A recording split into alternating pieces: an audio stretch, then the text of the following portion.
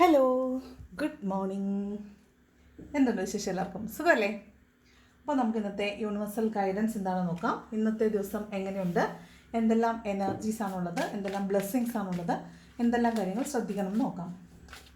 Positive എത്തിക്കണേ. എന്താണ് ഇന്നത്തെ energy?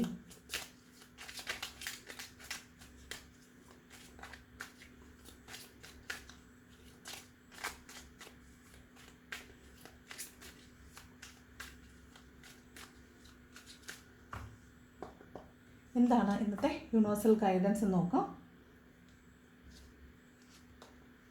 First card വന്നിട്ട് 9 ഓഫ് കപ്സിൻ്റെ എനർജിയാണ്. വളരെ ഹാപ്പിയാണ്, വളരെ സാറ്റിസ്ഫൈഡ് ആണ്. നിങ്ങളുടെ വിഷ് ഫുൾഫിൽമെൻറ്റ് ചെയ്യാൻ പോകുന്നു എന്ന് ആത്മവിശ്വാസത്തോടു കൂടി ഇരിക്കുന്ന ഒരാളായിട്ടാണ് 9 ഓഫ് കപ്സ് പറയുന്നത്. വളരെ ഹാപ്പിയാണ്, വളരെ ഫ്രൂട്ട്ഫുൾ ആയിട്ടുള്ളൊരു ദിവസമാണ് എന്ന് വിചാരിച്ചിട്ട് വളരെ പ്രതീക്ഷയോടുകൂടി ഇരിക്കുന്ന ഒരാളായിട്ടാണ് കാണുന്നത്. ഇതിനൊരു രണ്ടാമത്തെ തലം എന്ന് പറയുന്നത് എല്ലാം ഞാൻ ചെയ്യേണ്ടതെല്ലാം ചെയ്തിട്ടുണ്ട്, ഇനി എനിക്കൊന്നും ചെയ്യാനില്ല എന്ന് പറഞ്ഞിട്ട് മടി പിടിച്ചിരിക്കുന്ന ഒരാളായിട്ടും കാണുന്നുണ്ട്. അപ്പോൾ ഒരു മടിയാണ്.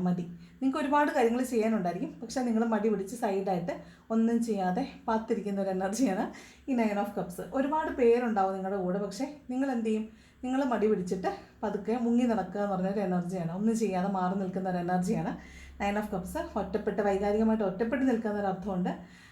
എന്ത് കിട്ടിയോ അത് സാറ്റിസ്ഫൈഡ് ആയിട്ടിരിക്കുന്നതായിട്ടും ഹാപ്പി ആയിട്ടിരിക്കുന്നതായിട്ടും സംതൃപ്തിയോട്ടിരിക്കുന്നതായിട്ടും കാണുന്നുണ്ട്. അതിൻ്റെ ഒപ്പം തന്നെ ഇങ്ങനെ പണിയെടുക്കാൻ മടി പിടിച്ചിട്ട് മുങ്ങി നടക്കുന്ന ആളായിട്ട് തോന്നുന്നുണ്ട്. മടിയായിരിക്കും, മോസ്റ്റ്ലി ഇന്ന് മടിയായിരിക്കാൻ സാധ്യതയുണ്ട്. രണ്ട് ക്വീൻ ഓഫ് വാൺസ് ആണ്. ഇന്ന് നിങ്ങളുടെ ഒരു പ്രവർത്തന തലം മാറുന്നതായിട്ടാണ് കാണുന്നത്. നിങ്ങൾ എപ്പോഴും ചെയ്യുന്ന ഒരു കാര്യമല്ലാതെ മറ്റ് ചില മേഖലകളിലേക്ക് നിങ്ങളുടെ ഒരു ശ്രദ്ധ പോകുന്നതായിട്ട്, നിങ്ങൾ അതിൽ വളരെ ഗ്രാഹ്യം ഉണ്ടാക്കുന്നതായിട്ടൊക്കെ കാണുന്നുണ്ട്. നിങ്ങൾ പണ്ടുണ്ടായിരുന്നതിൽ നിന്ന് ഒരുപാട് വിഭിന്നമായി ചിന്തിക്കുന്നു എന്നാണ്. നിങ്ങൾക്ക് ഒരുപാട് അറിവ് ഇപ്പോൾ ഉണ്ട്. നിങ്ങൾക്ക് ഒരുപാട് ആളുകളെ മനസ്സിലാക്കാൻ പറ്റുന്നുണ്ട്, ഒരുപാട് ആളുകളിലേക്ക് ചെല്ലാൻ പറ്റുന്നുണ്ട്. നിങ്ങളുടെ ഒരു എനർജി വളരെ ഹൈ ആണ്. നിങ്ങൾക്ക് മറ്റുള്ളവർ പറയുന്നത് മനസ്സിലാക്കാൻ പറ്റും, അവരെ സമാധാനിപ്പിക്കാൻ പറ്റും. നിങ്ങളുടെ ഒരു എനർജി വളരെ ഹൈ ആയതുകൊണ്ട് അതേ എനർജിയുള്ള ആളുകളെ അട്രാക്റ്റ് ചെയ്യാൻ പറ്റും. ഇതൊക്കെ നിങ്ങൾക്ക് ഇന്ന് മനസ്സിലാവും. നിങ്ങൾ വളരെ ഹൈ എനർജിയിലുള്ള ആളാണ്. നിങ്ങളുടെ പാഷൻ എന്താണോ അതിനെ നിങ്ങൾ ചേസ് ചെയ്ത് അതിനെ ഒന്ന് കൈപ്പിടിയിൽ ഒതുക്കാൻ ശ്രമിക്കുന്ന ആളാണ്. അതിനു വേണ്ടിയിട്ട് ഏതറ്റം വരെയും പോകുന്ന ആളാണ് എന്നൊക്കെ നിങ്ങൾക്ക് മനസ്സിലാവും. നിങ്ങൾ വളരെ പാഷനേറ്റ് ആണെന്ന്, വളരെ എന്താണോ ഏറ്റെടുക്കുന്നത് അതിൽ വളരെ പാഷനേറ്റ് ആയിരിക്കും. ഇവിടെ ഒരു മടിയനെയും കാണുന്നുണ്ട് കേട്ടോ. നിങ്ങൾ ഏറ്റെടുത്താൽ അത് പൂർണ്ണമായും പരിപൂർണമായും ചെയ്യും. എന്നാൽ അത് ഏറ്റെടുക്കാനുള്ളൊരു മടി അവിടെ കാണുന്നുണ്ടെന്നുള്ളത് വേറൊരു വിഷയം. ക്വീൻ ഓഫ് സ്വോർഡ്സ് ആണ്. ഇത് ഒരു ക്ലാരിറ്റി ഇല്ലാത്തതിൻ്റെ പേരിൽ നിങ്ങൾ കാർക്കശ്യത്തോടുകൂടി ആരെങ്കിലും ചോദ്യം ചെയ്യുന്നതാവാം. എന്തുകൊണ്ടാണ് ഇങ്ങനെ ചെയ്യുന്നത് നിങ്ങൾ ആരോടെങ്കിലും ചോദിക്കുന്നതാവാം, അല്ലെങ്കിൽ നിങ്ങളെ ആരെങ്കിലും ചോദ്യം ചെയ്യുന്നതാകാം. നിങ്ങളെ ആരെങ്കിലും ഇവാലുവേറ്റ് ചെയ്യുക, അല്ലെങ്കിൽ അസസ് ചെയ്യുക, നിങ്ങളുടെ പ്രവർത്തനങ്ങളെ മറ്റുള്ളവർ അസസ് ചെയ്യുക, അതൊക്കെയാണ് ഈ ക്വീൻ ഓഫ് സ്വോർഡ്സ്. ഇപ്പോൾ നിങ്ങളൊരു ഷോപ്പിൽ നിൽക്കുന്ന ആളാണെന്ന് വിചാരിക്കാം. അങ്ങനെയാണെങ്കിൽ അവിടുത്തെ വരവ് ചെലവ് കണക്കുകൾ പരിശോധിക്കുക, അല്ലെങ്കിൽ അവിടുത്തെ നിങ്ങളുടെ പ്രവർത്തനം വിലയിരുത്തുക, അതൊക്കെയാണ്. നിങ്ങളോട് അതിനെക്കുറിച്ച് ചോദിക്കുക. ഇതൊക്കെയാണ് ഈ ക്വീൻ ഓഫ് സ്വോർഡ്സ് എന്ന് പറയുന്നത്. കാർക്കശ്യത്തോടുകൂടി ക്ലാരിറ്റിക്ക് വേണ്ടിയിട്ട് വഴക്കുണ്ടാക്കുന്ന ഒരു എനർജിയുണ്ട്. ഒരു ഫെമിനൈൻ എനർജിയാണ്, കാർക്കശ്യമുള്ള ഒരു സ്ത്രീയുടെ എനർജി ആണ്. അതിൻ്റെ കൂടെ മറ്റുള്ളവർ നിങ്ങളെ ചോദ്യം ചെയ്യുകയോ നിങ്ങൾ മറ്റുള്ളവരെ ചോദ്യം ചെയ്യുകയോ ചെയ്യാനുള്ള ഒരു സാഹചര്യം ഉണ്ടാകാൻ സാധ്യതയുണ്ട്.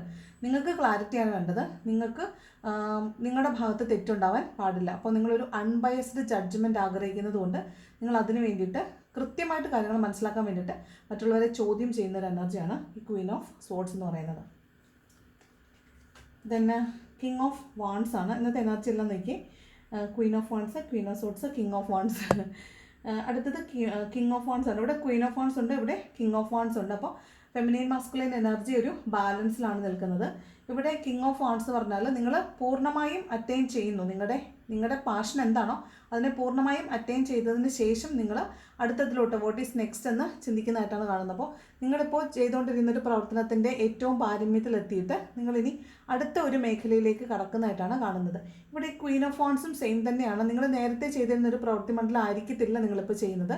അവിടെയും നിങ്ങൾ വളരെ പ്രഗത്ഭരായിട്ടുണ്ടാവും. അപ്പോൾ ആ ഒരു എനർജിയിൽ നിന്നുകൊണ്ട് നിങ്ങൾ ചിന്തിക്കുമ്പോൾ നിങ്ങൾക്ക് ഒരുപാട് മാറ്റം ഉണ്ടായതായിട്ട് നിങ്ങൾക്ക് മനസ്സിലാവുന്നതാണ് queen of wand. King of wand പറയുന്നത് നിങ്ങൾ എന്നും ചെയ്യുന്നതല്ലാത്ത മറ്റൊരു മേഖലയിലേക്ക് നിങ്ങൾ ശ്രദ്ധ തിരിക്കുന്നു.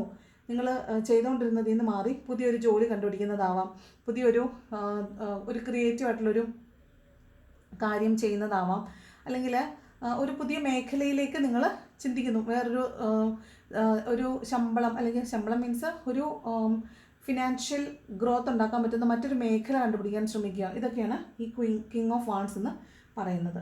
ഇതൊരു ചെറിയ ഫ്ലേർട്ടി എനർജി കൊണ്ടാകാൻ സാധ്യതയുണ്ട് കേട്ടോ. ദെൻ നൈറ്റ് ഓഫ് പെൻറ്റക്കിൾസ് ആണ്. വെയിറ്റ് ചെയ്ത പണം നിങ്ങളിലേക്ക് വരും എന്നാണ്, പണം കിട്ടാൻ സാധ്യതയുണ്ട്.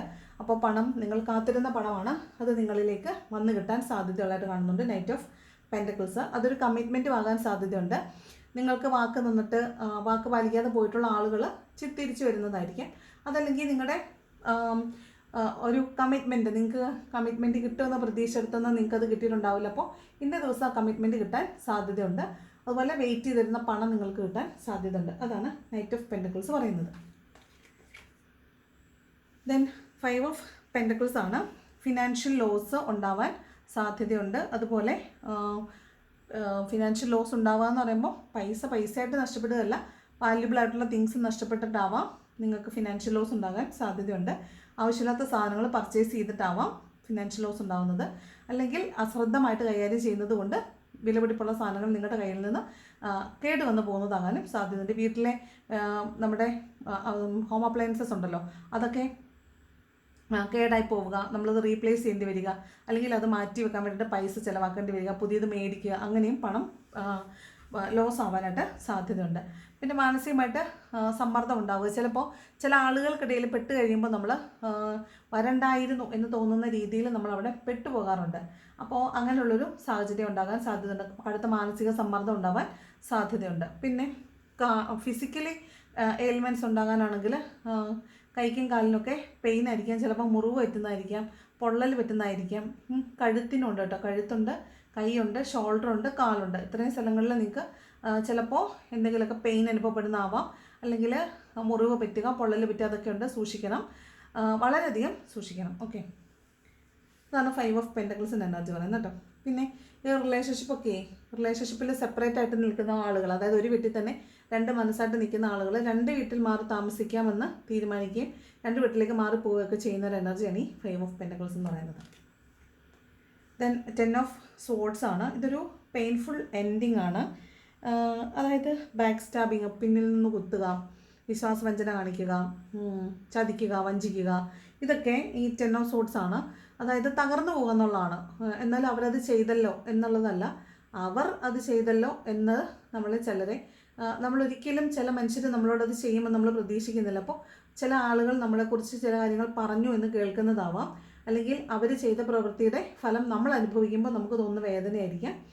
അതും അല്ലെങ്കിൽ വിശ്വാസവഞ്ചന കാണിച്ചു എന്നറിയുന്നതോ, പ്രണയ നൈരാശ്യം വരുന്നതോ, ജോലി നഷ്ടപ്പെടുന്നതോ ഒക്കെ ആകാം.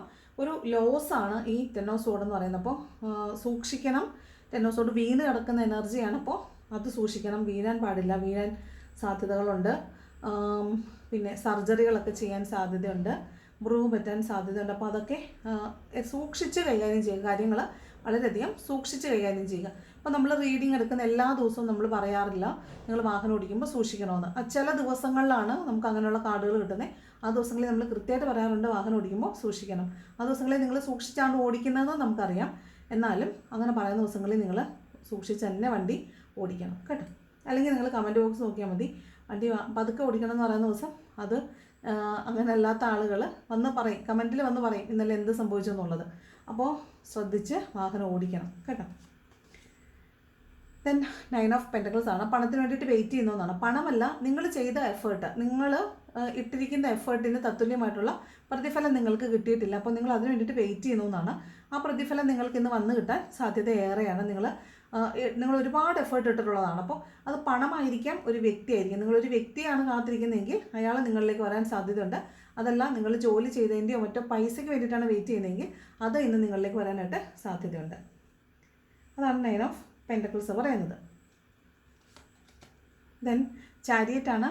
ഇത് ഒരിക്കലും നടക്കില്ല എന്ന് നിങ്ങൾ വിചാരിച്ചൊരു കാര്യം, സ്റ്റക്കായി നിന്നൊരു കാര്യം, ഇനി ഒരിക്കലും അവിടെ ഒരു ചലനം ഉണ്ടാവില്ല എന്ന് നിങ്ങൾ വിചാരിച്ചൊരു കാര്യം, അതിനൊരു ചലനമുണ്ട്, നിങ്ങളോടൊരു ചായ്വുണ്ട്, നിങ്ങളിലേക്ക് അത് വരുന്നുണ്ട്.